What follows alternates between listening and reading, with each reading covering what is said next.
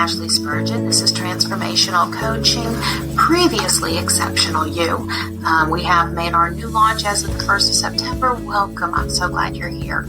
Our topic today is Now You're the Boss. It is the dream of so many to have a business of their own, to create their dream life. In the excitement of our great idea, we can sell ourselves on I have what it takes.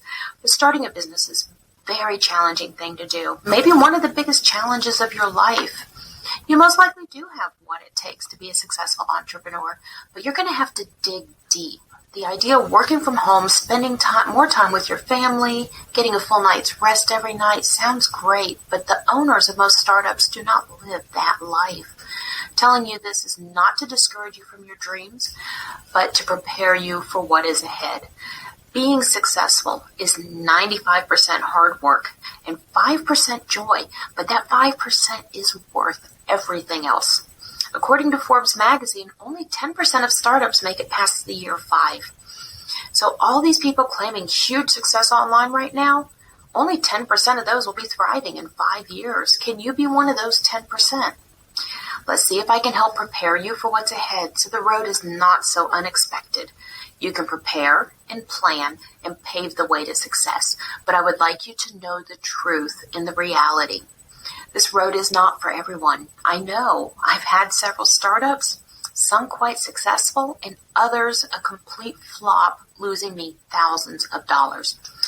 A person with a true entrepreneur spirit is the one that keeps going even when everything looks bleak.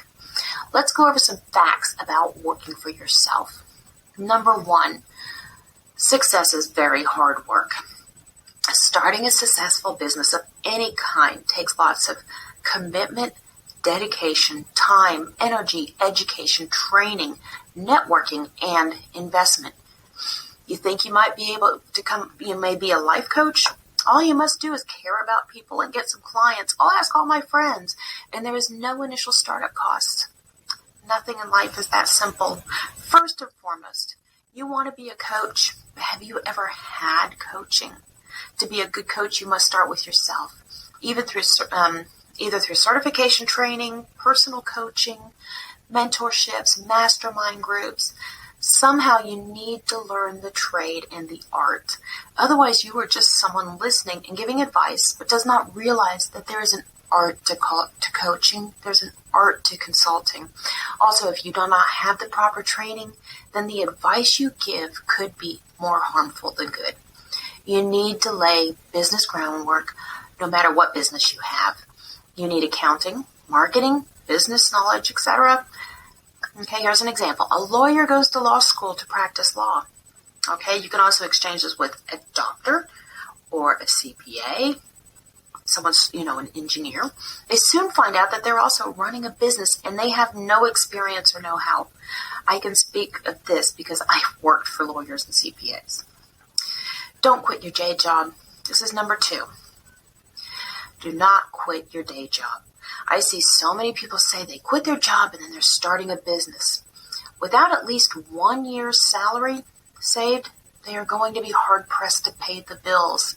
Are you ready to move your whole family into your parents' basement to get by until your business takes off? There's no guarantee that you'll have an income in the first year of learning and establishing. I heard about a coach who is now one of the biggest names out there, but his first year didn't even bring him a client until the 11th month. His second year, he made $4,000. And the third year, $2,500. When you first begin, you may get some clients initially, but there is an art to bringing in a sustainable flow of new clients to keep the money on the books.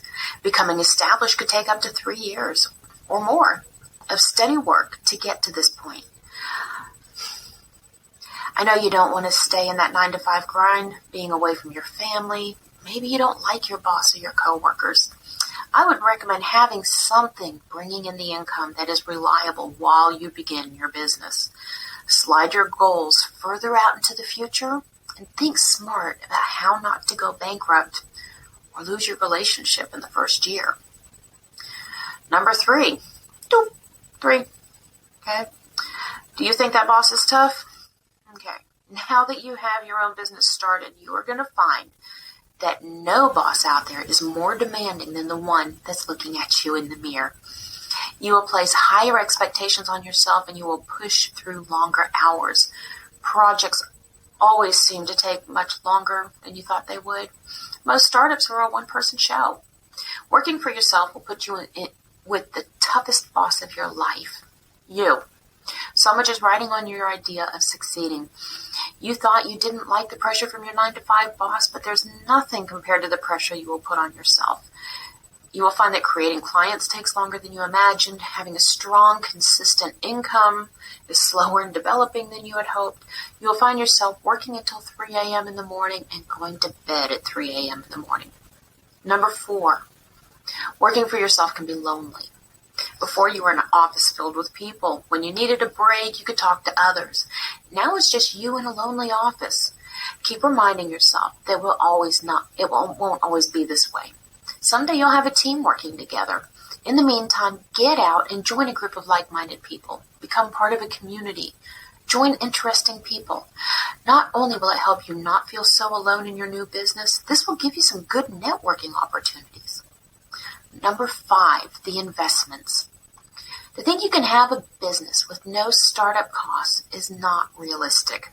Granted, you may not need to rent an office, buy equipment, or hire a staff immediately. And you do need to invest in the basics to run the business. Do you have a website? Do you have the proper training and certification? Do you have any basic liability or professional insurance? As an entrepreneur, one of the best investments you can make is in yourself. Successful people are always learning. Courses, coaches, and seminars are a great investment, but these are business expenses and you must have an income to afford them.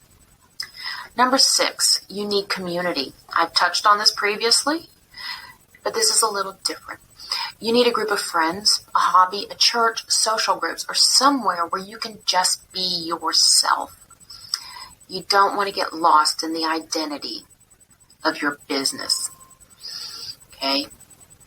You need a place where you are loved and supported as an individual, and you need a place where you can be supported and grow. Number 7, don't lose your family. Most people state their why for starting a business is to have more time with their family. Being a new business owner, they might find that they have much less time. And this seems very counterintuitive, but it's a reality. One way this happens is because your work is right there, always in your face. You cannot get into your car and leave it for the evening. You have a constant reminder of unfinished projects, but your family is your why. That is the dream, so make it so. I have a calendar where I've carved out time for myself, time for my work, and even more time for my family. When I'm with my family, I close my office, I turn off the computer. Shutting everything down makes it less tempting to jump on something real quick when I have an idea, which turns out, instead of just being a few minutes, taking a couple hours. It can wait. I wanted time with my family, so I give them time and attention. I also have turned my notifications off on all of my devices. I have strategic times I check email and networks to see if anything needs attending to. But my family time is family time. I don't communicate all of this to you to discourage you from striking out there and creating a business of your dreams. I've done this several times and I love it. I think I'm an entrepreneur junkie. I just can't stop. Right now, I have a coaching practice that I absolutely love.